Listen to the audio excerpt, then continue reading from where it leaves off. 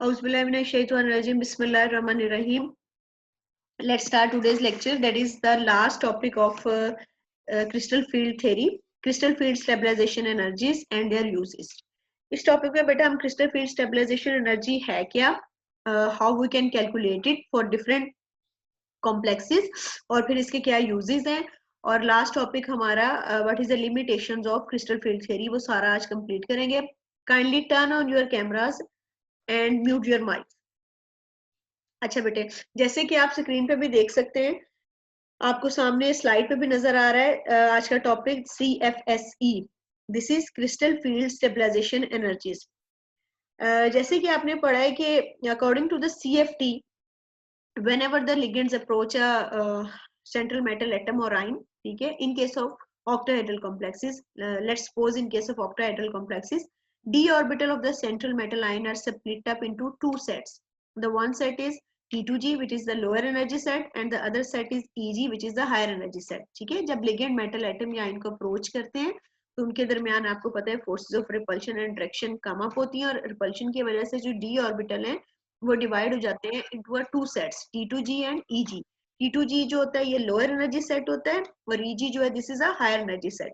और आपको पता है इन दोनों के बीच में एक एनर्जी गैप होता है, दैट इज इक्वल टू, हम उसको 10 डेका स्क्वायर 10 DQ या फिर ट्राइंगल के साथ, जैसे कि मैंने आपको बताया था जो भी टाइप ऑफ कॉम्प्लेक्स होगा उसके अकॉर्डिंगली उसके साथ साइन आएगा. Like for the octahedral O, tetrahedral T, square planar SP, सारा हम ये पढ़ चुके हैं. ठीक है, जब ये दो सेट्स में बेटा डिवाइड हो जाते हैं तो इसमें जो T2G सेट है वो that becomes lower in energy of 0.4 Deka square, 0.4 और 4 डेका स्क्वायर. ठीक है, और जो EG सेट है दिस इज रेज्ड बाय 0.6, ठीक है, और 6 डेका स्क्वायर इन एनर्जी. ठीक है, अब ऐसे है कि इलेक्ट्रॉन ऑक्यूपाई T2G सेट, इसका मतलब अब वो इलेक्ट्रॉन जो T2G सेट में जाएंगे they will decrease the energy of the d orbital by -0.4 और -4 डेका स्क्वायर, और वो electron which will go to the EG orbital they will increase its energy by 0.6 और 6 डेका स्क्वायर.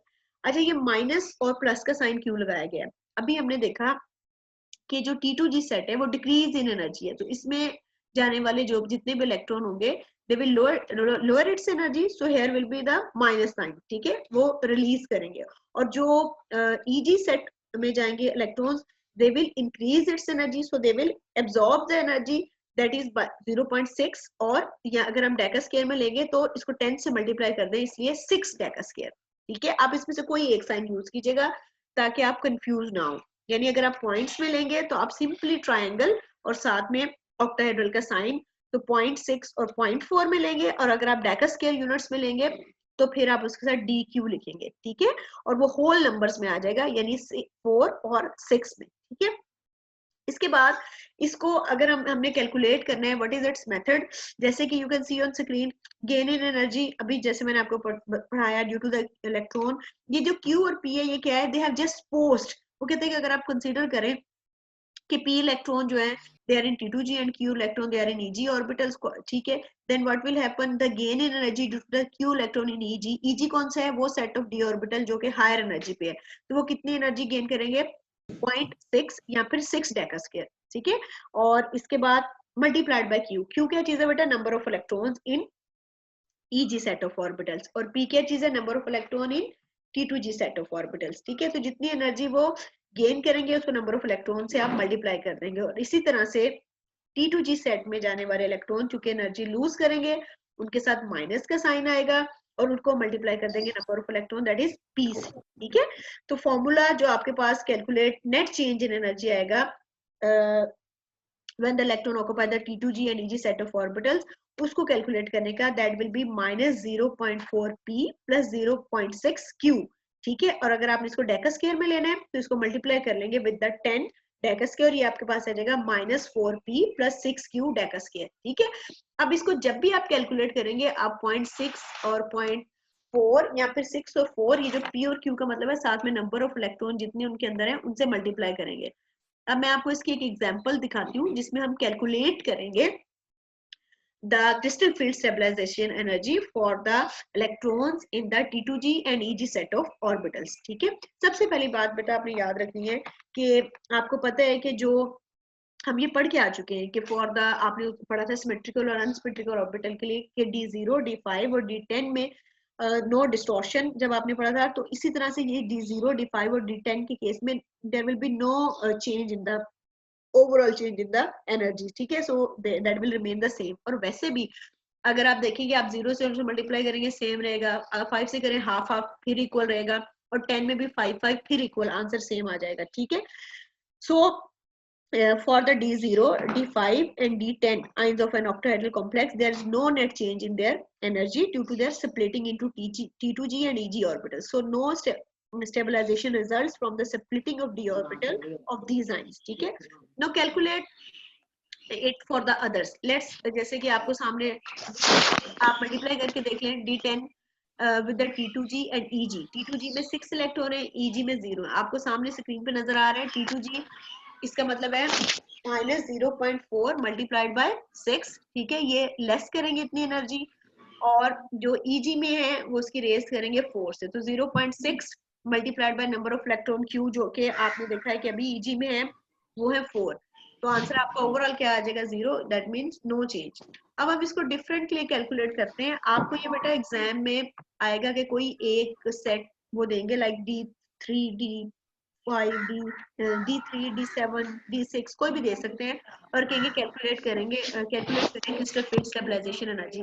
आपने ये फॉर्मूला लगाना है. ठीक है, दैट इज 0.4 Q और 0.6. ठीक है, अभी जो मैंने आपको कराया 0.4 P plus 0.6 Q multiplied by 10 Deka square, अगर आप डेका स्क्वायर में करेंगे. ठीक है, P और Q नंबर ऑफ इलेक्ट्रॉन के लिए, यानी P वो है जो कि नंबर ऑफ इलेक्ट्रॉन है T2G में, और Q वो है जो नंबर ऑफ इलेक्ट्रॉन है EG में. ठीक है, आई रिपीट. अब हम इसको दोबारा एक के लिए देखते हैं, लाइक ये आपको सामने स्क्रीन पे D5 के लिए नजर आ रहा है. D5 के केस में T2G में 3 इलेक्ट्रॉन है और EG में 2 है फॉर हाई स्पिन. ठीक है, और हाई स्पिन आपको पता है जिसमें अनपेयर्ड होता है, लो स्पिन जिसमें इलेक्ट्रॉन क्या हो जाते हैं, पेयर्ड अप हो जाते हैं. सही है. अब हम इसमें अगर net change in energy calculate करना चाहते हैं, तो हमें उसने जैसे कि बताया कि T2G में 3 है, T2G में इलेक्ट्रॉन को हमने किससे शो किया, P से, तो -0.4 मल्टीप्लाइड बाय 3 प्लस EG में 0.6 और EG में टोटल नंबर ऑफ इलेक्ट्रॉन कितने हैं, 2. तो आपका ओवरऑल आंसर आ जाएगा दैट इज 0 फॉर D5. ठीक है, ये बेटा अपने माइक म्यूट करें. मुश्ताक अहमद जी जो है, रामीन मुश्ताक अहमद, काइंडली बेटा अपना माइक म्यूट करें. ठीक है, mute your mic.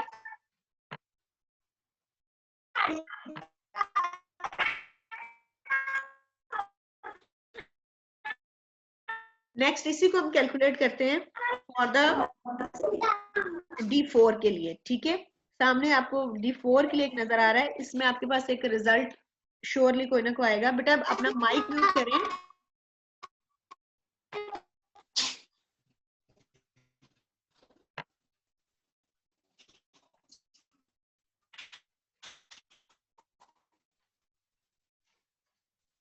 Otherwise I will mute remove you from the meeting. अपना माइक म्यूट करें, आपकी वजह से डिस्टर्बेंस हो रही है बेटा. फॉर D4 आयन के लिए for weak field ligand that is high spin, इसका मतलब है T2G में इसके पास 3 है, हाई स्पिन है, सारे के सारे सिंगल, और EG के अंदर 1 है. ठीक है, अब ये देखिए T2G में अगर इसके पास 3 है तो दैट मीन 0.4 मल्टीप्लाइड बाय 3. अच्छा बेटा, अगर आप 0.4 की बजाय इसको डेका स्क्वायर में लेंगे तो आप इसको -4 लिखेंगे, लेकिन अगर आप इसको सिंपली कैलकुलेट करें तो then -0.4 multiplied by 3 plus 0.6 multiplied by EG में कितने 1. ठीक है, तो ओवरऑल आंसर आपके पास कितना आया है -6. अच्छा, अब एक एडिशनल चीज यहाँ पे लिखी गई है MP. ठीक है, MP जो है this is what P means pairing energy which is required to pair up 2 electron against electron repulsion the same, और m number of paired electron. यानी अगर आपको एग्जाम में सिंपली साथ ये भी बताया गया हो कि इसकी पेयरिंग एनर्जी दी गई हो like in case of the strong ligand, तो आपने पेयरिंग एनर्जी और जितने इलेक्ट्रॉन पेयर अप हुए हैं वो भी ऐड करनी. ठीक है, इसमें एक एग्जांपल हम देख लेते हैं. इसी पेज पे बेटा एग्जांपल नंबर B देखें D4 के लिए फॉर स्ट्रॉन्ग फील्ड. D4 एक बार उसने कैलकुलेट किया है फॉर वीक फील्ड और एक बार फॉर स्ट्रॉन्ग फील्ड. ठीक है। अब स्ट्रॉन्ग फील्ड लो स्पिन कॉम्प्लेक्स में देखें, D4 का मतलब है आप चाह रहे हो कि सारो T2G में आ गए और EG जो है वो वेकेंट है, पेयर अप हो जाएंगे ना। और पेयरिंग एनर्जी भी दी गई है और M इज इक्वल टू 1, यानी नंबर ऑफ पेयर्ड इलेक्ट्रॉन जो है वो 1 है। तो -0.4 मल्टीप्लाइड बाय 4 इलेक्ट्रॉन जो कि इधर है, ठीक है, T2G में। और फिर इसके बाद EG में 0.6 कोई इलेक्ट्रॉन नहीं है, इसको मल्टीप्लाई करेंगे 0 से, bracket close, plus M for number of paired electron, वो 1 है। Pairing energy as it is अभी हमने लिख दिया है, ठीक है। इसको आप -0.4 को 4 से मल्टीप्लाई करें, -1.6 plus P as it is, आपके पास -16 डेका स्क्वायर प्लस P, यानी अगर पेयरिंग एनर्जी भी गिवन होगी तो आप उसमें P भी एड अप कर देंगे, ठीक है। So this is the overall formula to calculate the crystal field stabilization energy for different complexes. I repeat, आपने ये पढ़ा हुआ है कि in case of the octahedral complexes, whenever ligand approaches the central metal atom और ion, तो इसके जो d ऑर्बिटल होते हैं they split up into sets of 2 orbitals, T2G and EG। अच्छा, T2G और EG में एनर्जी चेंज भी आता है, ऑब्वियसली वो सेट ऑफ ऑर्बिटल जो हायर एनर्जी आता है दैट इज EG, वो सब रेज इन एनर्जी होता है, उसकी एनर्जी इंक्रीज हो जाती है 0.6 और 6, ठीक है।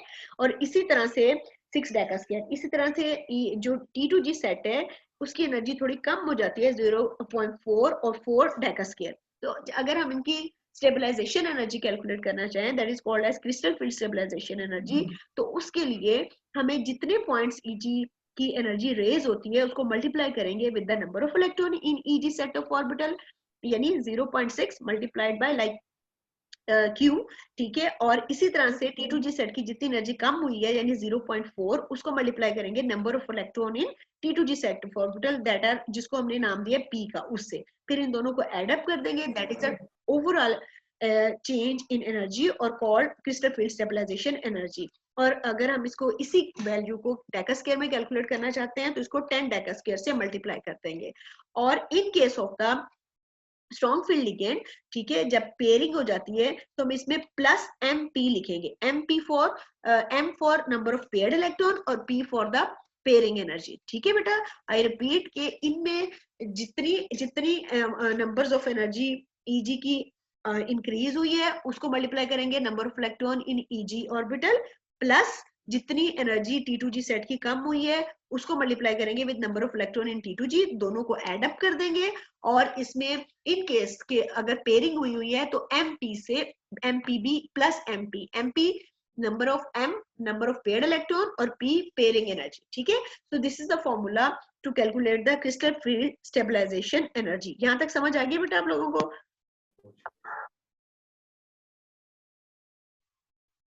जी स्टूडेंट्स बताएं, यहां तक आपको समझ आ गई है? Yes ma'am. चलिए इसकी एक एग्जांपल सॉल्व करते हैं तो आपको और क्लियर हो जाएगा। अब बेटा सामने स्क्रीन पे आपको एक एग्जांपल नजर आ रही है, फॉर द क्रोमियम का कॉम्प्लेक्स दिया गया है, ठीक है। मेन पेयरिंग एनर्जी भी इज फाउंड टू बी 23,500, ठीक है, यानी 23,500 per centimetre.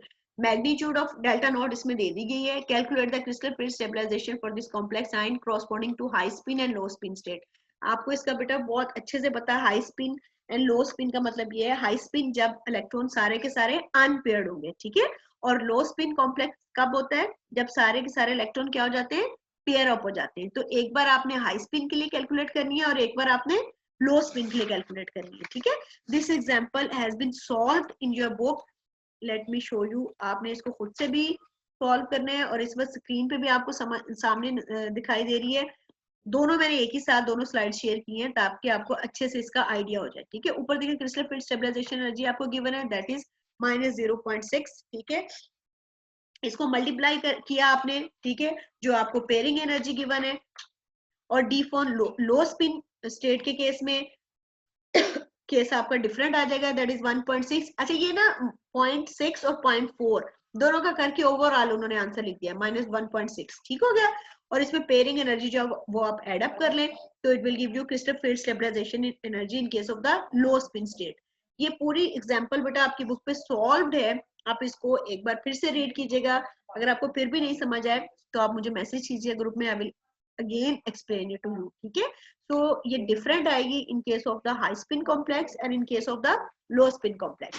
The next topic is uses of crystal field stabilization energy. As I have told you, this is your assignment today. Uses of crystal field stabilization energy, इसमें इसके almost जो है वो 4-5 uses बताए गए हैं. आपने ये सारे एक बार रीड करने हैं और इसमें अगर आपको कोई समझ ना आए तो मुझे बताना है. द लास्ट जो आपको सारा न्यूमेरिकल वर्क है वो मैंने आपको बताया है, वो आपने बहुत अच्छे से खुद से करना है. और अगर आपको उसमें कोई प्रॉब्लम हो तो लेट मी नो. आपको एग्जाम में पूरा फुल फ्लेज क्वेश्चन आता है कि calculate the crystal field stabilization energy of the given complex. ठीक है, तो वो आपने इसी फॉर्मूला से जो मैंने आपको अभी बताया है उससे कैलकुलेट करनी है. Now the last topic of today is limitation of CFT. अब सीएफटी आपने पूरी थ्योरी बहुत डिटेल से पढ़ी. क्रिस्टल फील्ड थ्योरी है क्या, पहले हमने इसके पोस्टुलेट्स देखे, फिर आपने splitting of D orbital in different complexes देखा, ऑक्टाहेड्रल, टेट्राहेड्रल, स्क्वायर प्लेनर. ठीक है, फिर आपने क्रिस्टल फील्ड थ्योरी की बेसिस पे जॉन टेलर थ्योरम देखा यानी डिस्टॉर्शन देखा. फिर वो भी हमने डिटेल में पढ़ा. जॉन टेलर थ्योरम के बाद क्रिस्टल फील्ड थ्योरी के यूजेस, जिसमें आपने कलर ऑफ मेटल कॉम्प्लेक्सेस, जो सबसे इंपॉर्टेंट प्रॉपर्टी है जो क्रिस्टल फील्ड थ्योरी कॉम्प्लेक्सेस की एक्सप्लेन करती है, उनके मैग्नेटिक प्रॉपर्टीज. और आज आपने इसका topic crystal field stabilization energy. ठीक है, how to calculate crystal field stabilization energy of different complexes and its uses. इसके बावजूद क्रिस्टल फील्ड स्टेबलाइजेशन एनर्जी की क्या लिमिटेशन है, कौन सी चीजें हैं जिनको क्रिस्टल फील्ड थ्योरी इतनी अच्छे से एक्सप्लेन नहीं कर पाई. This is one the most important thing is, आपने ये देखा बेटा, it only considers the D orbital. हम पूरी थ्योरी में सिर्फ डी को हमने डिस्कस किया है. डी ऑर्बिटल के दोनों sets T2G EG, D orbital की स्प्लिटिंग डिफरेंट में, it gives no importance to the other orbital like S P X P Y P Z, metal और लिगेंड दोनों में. ठीक है, therefore to explain all the properties of the complexes जो कि pi ligand orbitals में पे डिपेंडेंट है, पाई लिगेंड ऑर्बिटल्स में there will be, it will be outside the scope of the CFT. यानी अगर आप इन ऑर्बिटल्स को कंसीडर नहीं करते तो आप सारे के सारे इनके प्रॉपर्टीज को एक्सप्लेन नहीं कर पाते. That's why CFT doesn't consider the formation of pi bonding in complexes. ये कहीं पे भी इसने, आपको पता है जब पाई बॉन्ड बनता है तो उसमें पी ऑर्बिटल इन्वॉल्व होता है. ये तो पी ऑर्बिटल को इन्वॉल्व ही नहीं, बिल्कुल इसने डिस्कस नहीं किया, तो पाई बॉन्डिंग को सीएफटी एक्सप्लेन नहीं करती. सेकंड, इसकी लिमिटेशन ये है कि CFT is unable to count satisfactorily for the relative strength of ligand. It gives no explanation to why. मतलब आप, हमने इसमें बेटा एक वो पढ़ा था पूरी की पूरी, आपको एक इसमें डिटेल में पढ़ाया गया था लिगेंड्स का, स्ट्रॉन्ग फील्ड लिगेंड, जिसमें मैंने आपको पढ़ाया था distribution of D electron in T2G and EG orbitals in octahedral complexes. तो हमने उसमें देखा था कि स्ट्रॉन्ग फील्ड और वीक फील्ड लिगेंड, और एक सीरीज देखी थी, the name of that series was spectrochemical series. Spectrochemical series के अंदर लिगेंड्स को अरेंज किया गया है अकॉर्डिंग टू देयर स्ट्रेंथ, यानी वीक फील्ड और स्ट्रॉन्ग फील्ड लिगेंड के स्ट्रेंथ के हिसाब से, और उसी बेसिस पे हमने इलेक्ट्रॉन्स की डिस्ट्रीब्यूशन पढ़ी थी इन डिफरेंट डी ऑर्बिटल्स. ठीक है, वो कहता है कि लेकिन ये बहुत से जो लिगेंड्स हैं उनके स्ट्रेंथ के लिए कोई सेटिस्फैक्टरी आंसर नहीं है इसके पास. Like it gives no explanation as to why water appears in the spectrochemical series as a stronger ligand than OH. पानी जो है वो OH से क्यों strong field ligand है, इसकी कोई रीजन नहीं है देते, इसका कोई एक आप क्या कह रहे हैं कि पूरा जवाब, कोई सॉलिड रीजन नहीं है सीएफटी के पास. ठीक है, the last limitation of CFT is the bond between the metal and ligand are purely ionic. ये यही कहती है कि प्योरली जो है वो लिगेंड डोनेट कर देता है, मेटल आयन के उनके ऊपर चार्ज सेपरेशन होती है. It gives no account of the partial covalent nature of the metal ligand bond. हालांकि आप बाकी थ्योरीज में आपने देखा जैसे वैलेंस बॉन्ड थ्योरी में ये they consider it as a partial covalent bond nature, तो ये उस चीज को बिल्कुल एक्सप्लेन नहीं करती. Thus the fact directly dependent on the covalent covalency can not be explained by CFT. CFT तो सिर्फ और सिर्फ उसको प्योरली आयनिक कंसीडर करती है. So the three limitation of the CFT was, it doesn't explain the pi bonding, it doesn't give the solid reason why some ligands are stronger than the other. ठीक है, and it doesn't consider the partial covalent nature of the metal ligand bond. ठीक है, ये short question में एक बार question बेटा exam में आया भी था कि what are the limitations of the CFT, इसलिए आपने इसको इग्नोर नहीं करना है, इसको पूरे को पूरा लर्न करना है. ठीक है, आज हमारी अल्हम्दुलिल्लाह सीएफटी भी कंप्लीट हो गई है. No, tomorrow we will do our next and last topic, that is the nitrosyls. यहाँ तक आपको सारा समझ आ गया आज के लेक्चर में बेटा?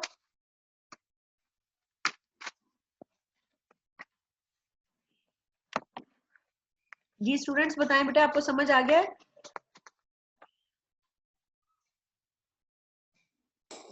जी मिस आ गया. चले, आपको कोई क्वेश्चन हो तो मुझे बताएं, बाकी इंशाल्लाह I will also share the recording for those who couldn't attend the today's lecture.